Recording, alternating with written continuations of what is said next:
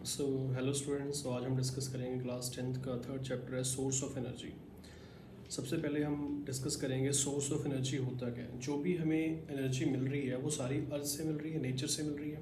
उस एनर्जी को हम यूटिलाइज़ किस फॉर्म में कर रहे हैं, ये सबसे इंपॉर्टेंट है। अब बहुत बच्चे बोलेंगे सर वुड है, कोल है, कैरोसिन है, एलपीजी है, ये सारी एनर्जीज हैं, पेट्रोल डीजल है, पर हम रन आउट कर रहे हैं। इरिगेशन एग्रीकल्चर है। अब ये सारा प्रोसेस है जिसके थ्रू हम प्राइमरी सेकेंडरी टर्शियरी एनर्जी को यूटिलाइज़ कर रहे हैं अपने घरों में, सर्विस सेक्टर की फॉर्म में, ट्यूबलाइट्स की फॉर्म में, इलेक्ट्रिसिटी की फॉर्म में, फैक्ट्रीज मशीन्स की फॉर्म में, अलग अलग फॉर्म में एनर्जी को प्रॉपर यूज़ करें। अगर हम फूड की बात करें, प्राइमरी सोर्स एग्रीकल्चर है, सॉयल है, नेचर है, वहीं से हम एनर्जी कन्वीनियंट भी है।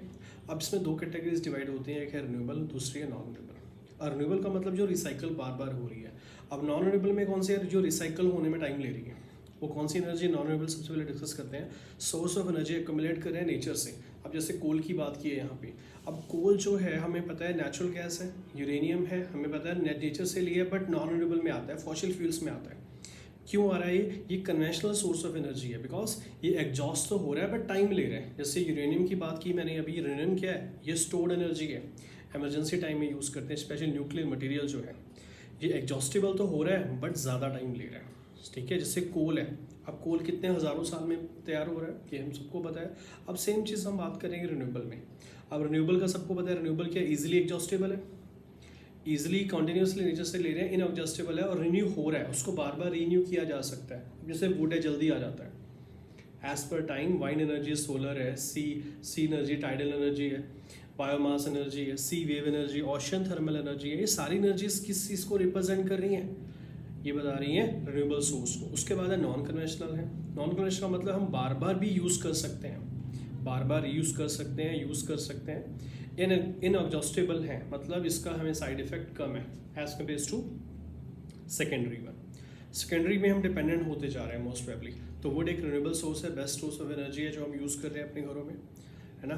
बट ये जो है अगर हम टाइम पीरियड के अकॉर्डिंग इसको चेकआउट करें, जो वुड है एज कम्पेयर टू यूसेज बढ़ गई है, पर प्रोडक्शन हमारी क्या है, प्रोडक्शन जो है वो कम हो रही है, जिससे इन्फ्लेशन भी आ रहा है, रेट भी आ रहा है, फॉरेस्ट भी डिग्रेड हो रहे हैं, इम्बैलेंस प्रोड्यूस हो गया नेचर में, इससे हमारा नेचर सिस्टम डिस्टर्ब हो रहा है।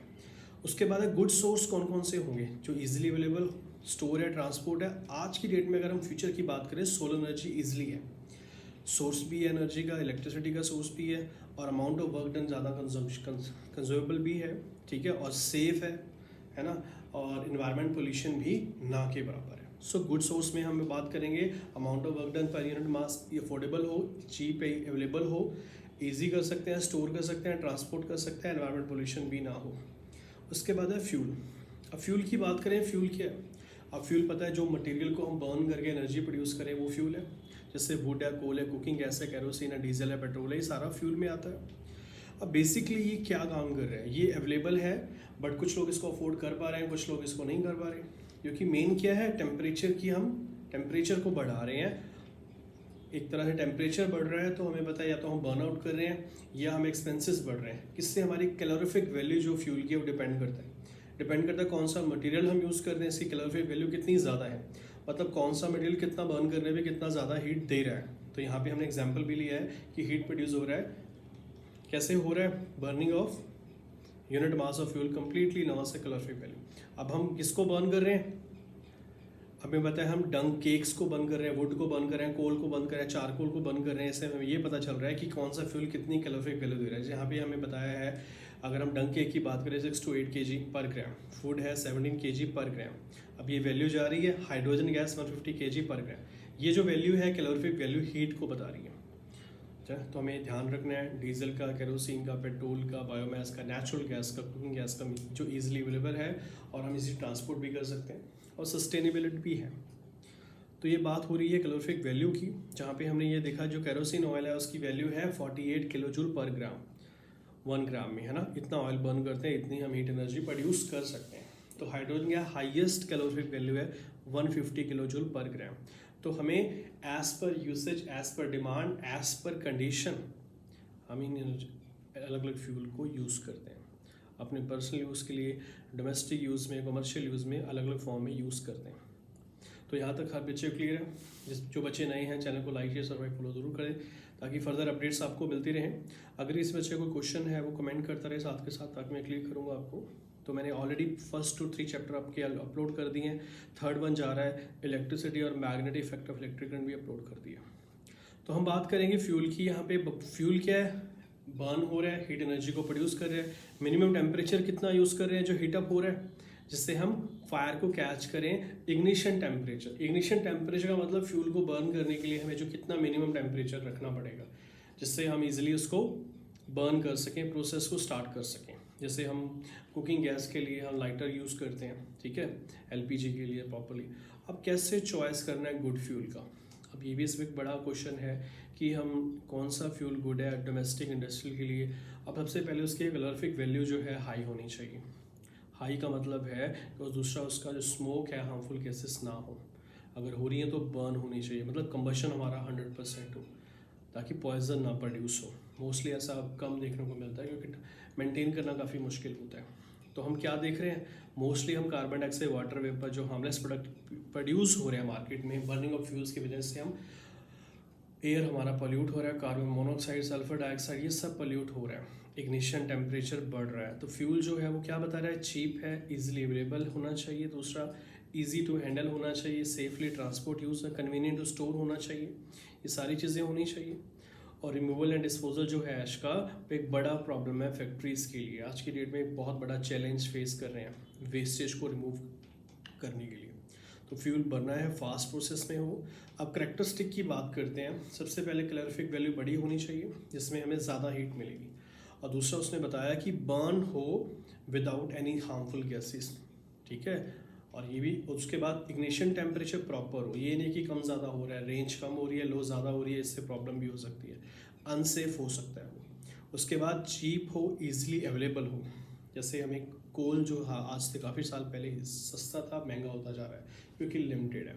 ऐसे वुड है, सस्ता था, महंगा हो जाता, बट ये अभी भी है, बट इसको हम रिसाइकल के लिए प्रोसेस को जो हमारा प्रोसेस है प्लांट्स का, उसको हमें मेंटेन करना पड़ेगा।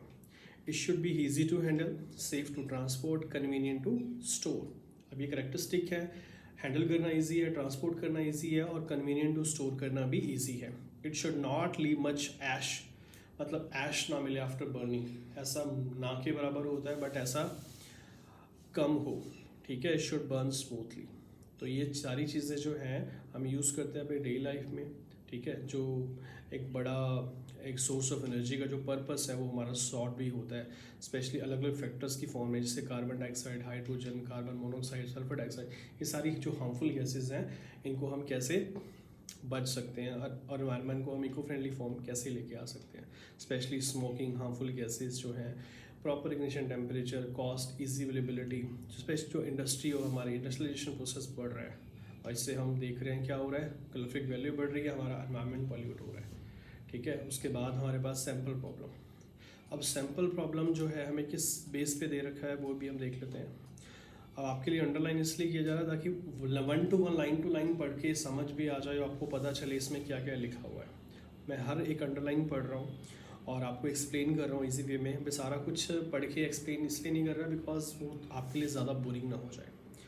कार्बन मोनोऑक्साइड है, सल्फर डाइऑक्साइड है, सल्फर, ये सारी पॉइजनस हार्मफुल गैसेज हैं जो प्रोड्यूस होती हैं जब हम फ्यूल को बर्न करते हैं। तो इन सारी चीज़ों को हमें ध्यान रखना होता है, स्पेशली कि ये सारी चीज़ें गैस प्रोड्यूस ना करें। प्रॉब्लम दे रखा है हमें, टेम्परेचर फ्यूल का 55 किलो जूल पर केजी, 20 डिग्री टेम्परेचर है, और दूसरा उसमें 50 किलो जूल 80 डिग्री है। उसमें कौन सा आइडियल होगा बताओ? कार्बन डाइऑक्साइड, सल्फर डाइऑक्साइड, और सल्फर जो है ट्राइऑक्साइड हमें प्रोड्यूस कर रहा है, और दूसरा उसने बताया कार्बन डाइऑक्साइड भी है। रीज़न बताओ।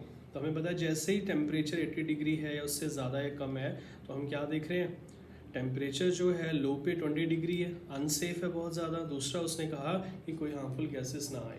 हार्मफुल गैसेस कौन कौन सी हैं हमें यहाँ पता है। हार्मफुल गैसेस की बात करें, सल्फर डाइऑक्साइड की बात, सल्फर ये बर्निंग हो रहा है। तो हमने 2 रीज़न वैलिड देने थे। जो बच्चे नए हैं चैनल को लाइक शेयर फॉलो जरूर करें। Thank you so much.